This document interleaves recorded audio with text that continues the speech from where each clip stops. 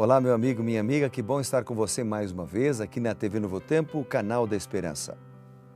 Eu sou o pastor Evandro Favre e você sabe, este é o programa Reavivados por Sua Palavra. Juntos, nós estamos aqui lendo a Bíblia, estudando, ouvindo a voz de Deus, apenas conversando sobre a Palavra do Senhor. Antes de sair para o trabalho, antes de cumprir as nossas obrigações, antes de olhar para a nossa agenda, nós olhamos para a agenda de Deus, a Bíblia Sagrada, e ouvimos a voz do Senhor. Hoje estamos em Provérbios, capítulo 20.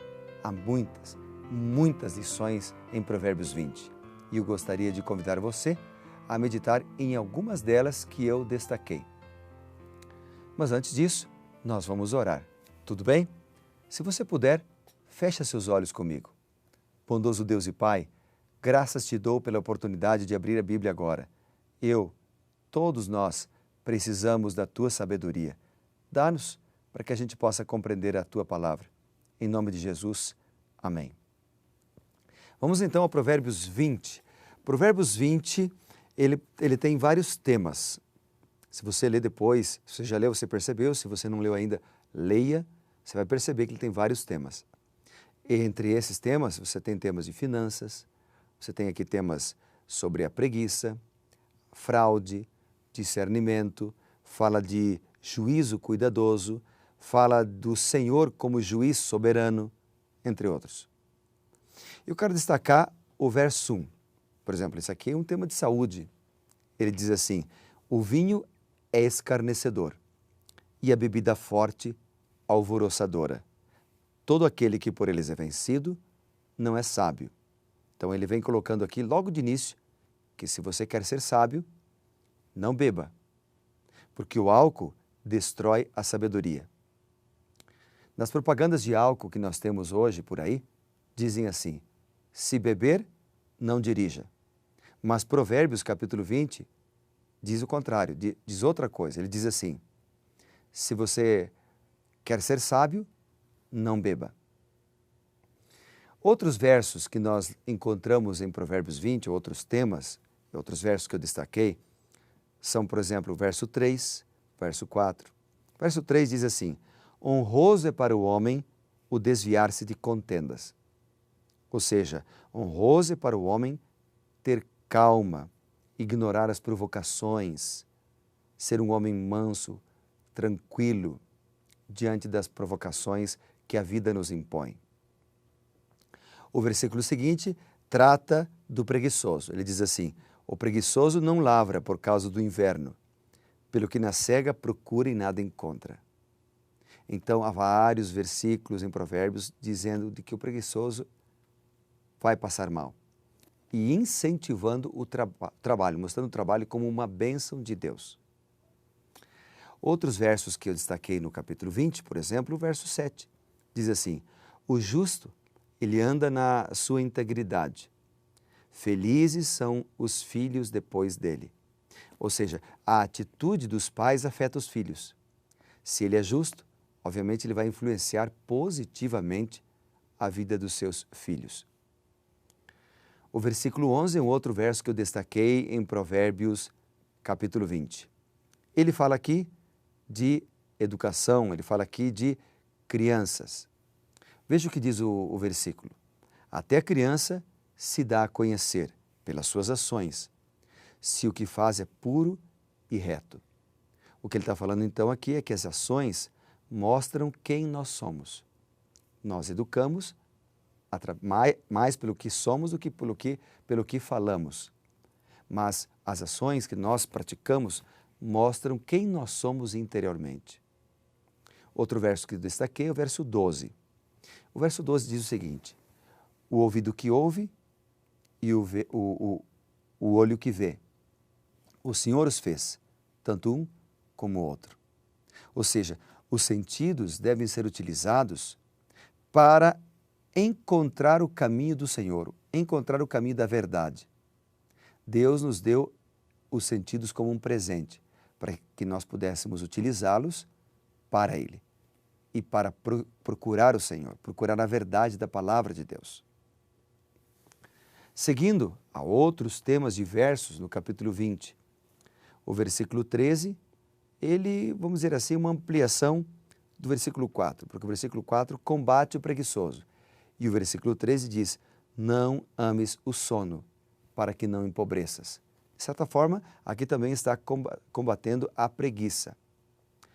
Obviamente que não é não está combatendo a importância do sono, porque o sono é um dos remédios naturais e devemos utilizá-lo sabiamente.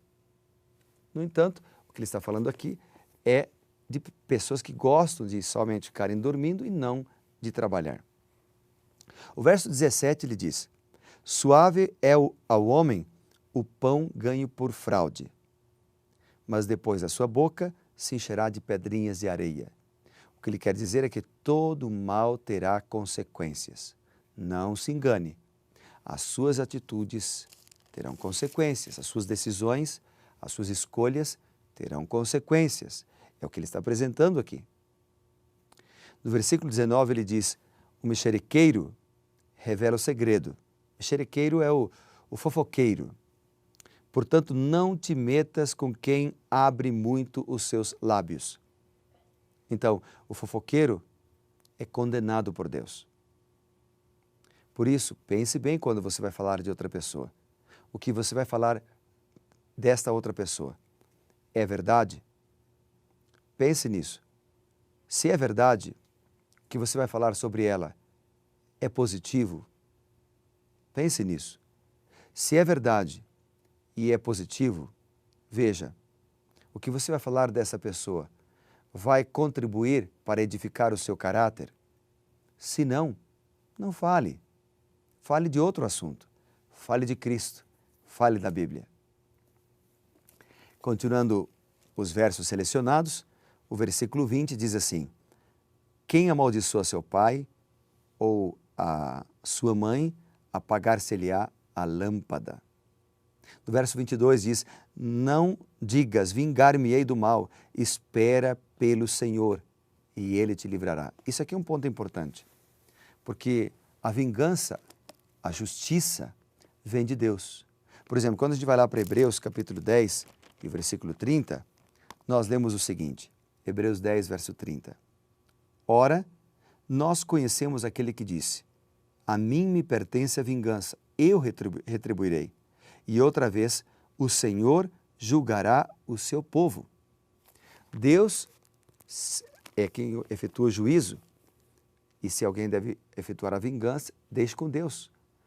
A nossa função, a nossa tarefa, o nosso dever é amar as pessoas, é respeitar as pessoas, é não julgar as pessoas.